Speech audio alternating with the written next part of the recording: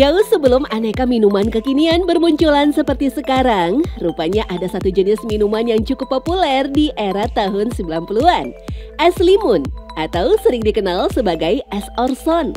Minuman jadul ini sangat mudah dikenali dengan ciri khas aneka warna dan rasa buah-buahan yang dikemas dalam botol kaca bening. Tak hanya tersohor pada zamannya saja, di Indonesia es Orson ini juga disebut-sebut sebagai cikal bakal minuman segar berperasa. Bahkan sampai sekarang pun keberadaan es Orson masih bisa kita temukan di beberapa daerah. Harganya yang relatif murah dan rasanya yang menyegarkan menjadi alasan banyak orang mengkonsumsi minuman ini. Namun sayangnya kondisi ini malah dimanfaatkan oleh para pedagang curang yang sengaja membuat es limun palsu demi bisa meraup keuntungan besar. Bagaimana bisa hal itu terjadi? Kami bertemu Asep, mengaku lebih dari 10 tahun berjualan es limun. 8 tahun diantaranya Asep memalsukan merek ternama produsen Orson dan menggantinya dengan racikannya sendiri. Awalnya gini, saya pakai merek yang ternama, tapi begitu saya pelajari kok saya cuma capek, keuntungan saya cuma sedikit. Akhirnya saya mencoba ngeracik, akhirnya saya menemukan dengan modal yang sedikit saya dapat untung yang besar daripada saya pakai merek yang ternama. Saya cuma capek aja karena anak kecil kan, saya pasarannya anak kecil. Kalau anak kecil kan pasti mengingat rasa, oh ini rasanya seperti ini, makanya saya coba dulu. Asep mengaku tak sulit bagi dirinya untuk meracik es limun. Selain bahan-bahan yang dipakai mudah didapat di pasaran, rasa dari es limun memang sangat mudah untuk dipalsukan. Es limun asli yang seharusnya berbahan alami seperti gula pasir, sari buah, dan air soda, semuanya sudah diganti oleh Asep dengan bahan-bahan kimia yang sebenarnya tak layak untuk dikonsumsi manusia. Semua bahan ini sudah dipastikan Asep dapat menghasilkan rasa dan warna menyerupai produk limun yang asli. Ya, kita sering dicoba-coba dulu, nanti kita bandingkan. Nanti juga lama-lama kalau kita udah biasa, kita udah terbiasa dengan warna ini kita udah hafal dengan warna sendiri. Kalau untuk esen, udah jelas untuk perasa. Kalau untuk pewarna, ya dari anggur warnanya ungu, terus jeruk oranye, seperti itu. Terus kalau citrun atau pemanis buatan itu untuk pemanis. Sama soda kue itu untuk biar ada sodanya. Cukupnya aja perkiraan kita. Dan parahnya lagi, selama ini Asep juga membuat racikan limunnya dengan air mentah yang langsung diambil dari keran air. Asep berkilah, semua itu demi keuntungan maksimal penjualan es limun tersebut.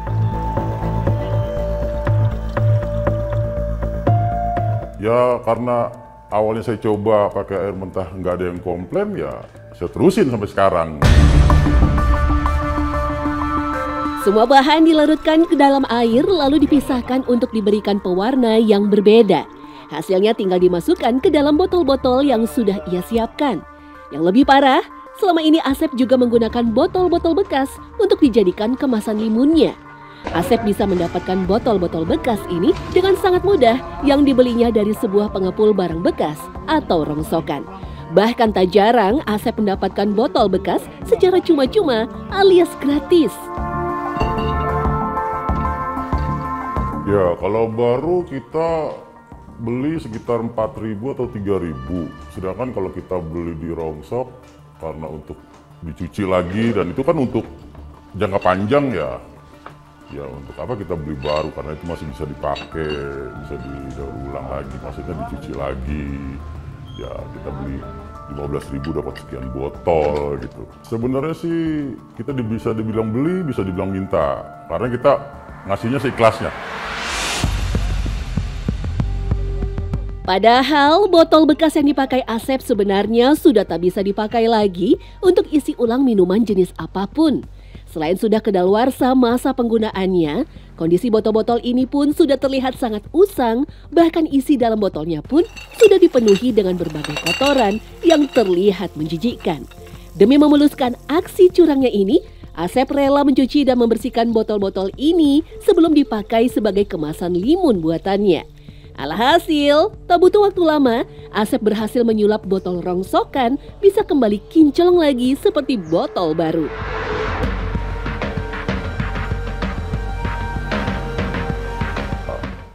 Pakai sabun gitu, ya sebisa mungkin kita sikat sampai bersih, pakai sabun colek, pakai ya pembersih lah. Siapa sangka deretan minuman warna-warni yang tampak menggiurkan dahaga ini ternyata adalah racun yang sangat membahayakan kesehatan tubuh. Asep berdalih, meski es limun buatannya ini hanya tiruan, namun pria 40 tahun ini menyebut bahan-bahan yang dia pakai masih terbilang aman. Terlebih sejak 2015 sampai sekarang, tak ada konsumen yang curiga dengan es limun palsu buatannya. Hal yang sangat wajar, mengingat sebagian besar pembeli es limun Asep adalah kalangan anak-anak yang sama sekali tak bisa mengenali keaslian produk limun. Selama ini sih belum pernah ada yang komplain. Toh memang ada yang komplain juga 1-2, ya kita kan bisa berkelit. Yang lain kok bisa nggak sakit perut atau nggak batuk, kenapa cuma 1-2 orang yang batuk, sedangkan yang beli di saya kan banyak. Kalau memang sakit perut ya sakit perut semua, kalau memang batuk semua. Ini kok cuma 1-2, ya kita kan bisa berkelit. Mungkin anak ibu kena hujan atau apa gitu. Kalau dewasa mungkin dia bisa merasakan ya ini bahannya kurang bagus atau apa. Kalau anak SD kan yang penting seger, yang penting enak, yang penting manis gitu. Cukup dengan lapak sederhana dan perlengkapan lain seperti plastik, sedotan dan es batu, Asep pun mulai menjajakan es limun buatannya. Meski dijual eceran dengan harga murah, namun Asep justru berhasil meraup keuntungan cukup besar. Dalam sehari Asep mengaku bisa menjual 15-20 botol es limun. Tak tanggung-tanggung, aksi kecurangannya ini bisa memberinya keuntungan bersih Rp75-100.000 per hari. Per bungkus kita jual 2.000, berarti satu botol 6.000. 6.000 kita 6.000 kali 15. Nah kita cuma modal 15.000 tapi dapat 15 botol. Ya sekitar segitulah, lumayan lah pokoknya. Padahal tak hanya berdampak ringan seperti batuk dan pilek saja yang akan dirasakan setelah mengkonsumsi es limun abal-abal tersebut. Aneka bahan kimia dan air mentah tentu sangat mengancam kesehatan organ tubuh manusia. Nah, ketika dipalsukan, yang pertama menggunakan air mentah. Justru itu juga sangat membahayakan bagi yang meminumnya karena air mentah ini masih rentan terkena cemaran bakteri, contohnya bakteri E. coli ya, yang nanti akan menimbulkan diare. Selain lagi tipes atau tipoid ya. Nah, itu salah satu bahayanya. Kemudian selain air putihnya, kandungannya pewarna buatan. Nah, pewarna buatan ini sangat berbahaya sekali, terutama bagi sel-sel otak. Ya, jadi akan merusak sel-sel otak anak ketika anak seringkali menggunakan pewarna buatan, perasa buatan, dan sebagainya. Terlebih jika produk ini dikonsumsi dalam waktu panjang, bukan tidak mungkin akan terjadi kerusakan sel dan organ tubuh, serta bisa menimbulkan berbagai macam penyakit serius.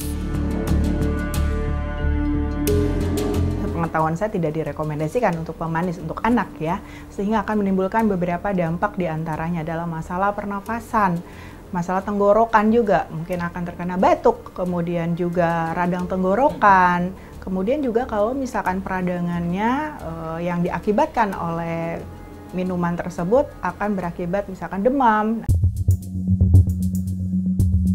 Meski jika dilihat sekilas tampilan es limun tersebut tampak menyerupai produk aslinya, namun masih ada cara mudah untuk bisa membedakan kedua produk minuman ini.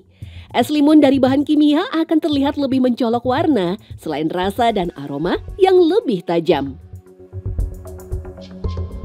Tampilannya ya, warnanya apakah misalkan menggunakan temulawak, warna temulawak persis atau enggak, jangan-jangan yang terlalu muda atau terlalu ngejreng banget, jangan-jangan itu pewarna buatan gitu.